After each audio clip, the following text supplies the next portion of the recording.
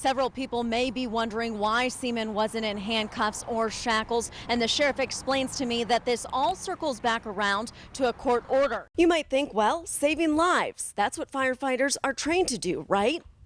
But here at the Warren Fire Department, this crew's main function is to fight fires. The training as a paramedic and EMT is something these three picked up before coming here. Authorities estimate the exchange of gunfire lasted 30 seconds. It was actually members of the Vice Squad that were patrolling the area that heard the gunfire and responded. Even if there were enough fentanyl on the surface like a shopping cart to pose a threat, experts at the Ohio Poison Control Center say a disinfecting wipe won't help. That's because fentanyl is a chemical compound, not a germ. Council did vote unanimously to throw their support behind the dispensary, but we do know the ultimate decision is in the hands of the state, and they've already determined only 2 dispensaries will be located between Ashtabula, Trumbull, and Mahoning counties. After all, nobody wants to get into a car accident, but the chief does have his concerns. Number 1, enforcement. It'll be difficult to prove if someone's abusing the law. Second, he worries about inexperienced or some elderly drivers whose perception may not be as sharp. With heavy hearts across the city of Girard, St. Rose Church called the community to come together for prayer.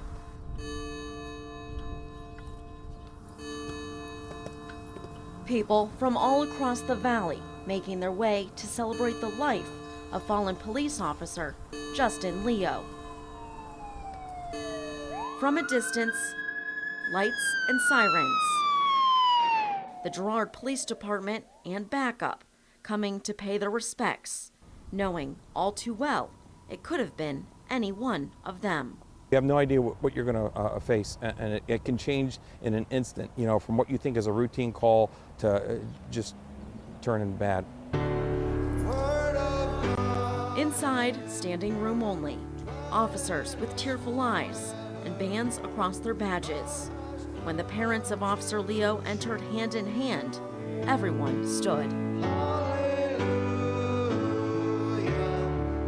These simple acts of kindness, this simple goodness, was the ordinary of Justin's everyday life. Monsignor Zura's message was one of hope. Thanks to God. And with songs of worship, Justin's mother seemed to take comfort in a higher power.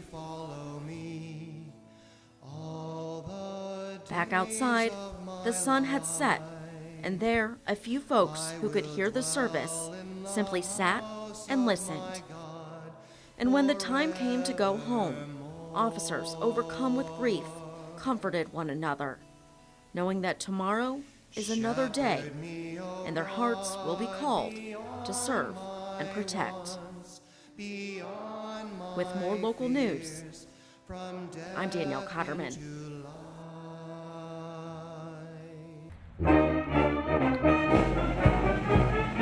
Sound familiar? It should. John Sousa's Stars and Stripes Forever is a staple in just about every concert band's folder. But this version, played Tuesday night by the Canfield Community Concert Band, was a little different. It's always a challenge to play louder than the brass, so I think they'll show them up tonight. She's talking about the song's piccolo solo. Performed this time simultaneously by 94 piccolo players.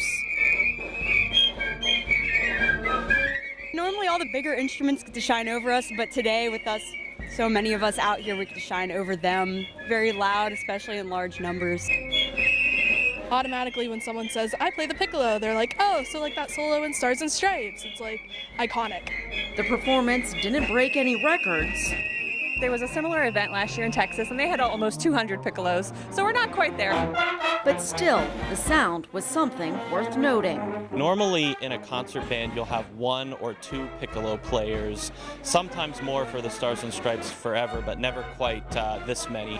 Making itself a performance to remember for both those playing and those watching.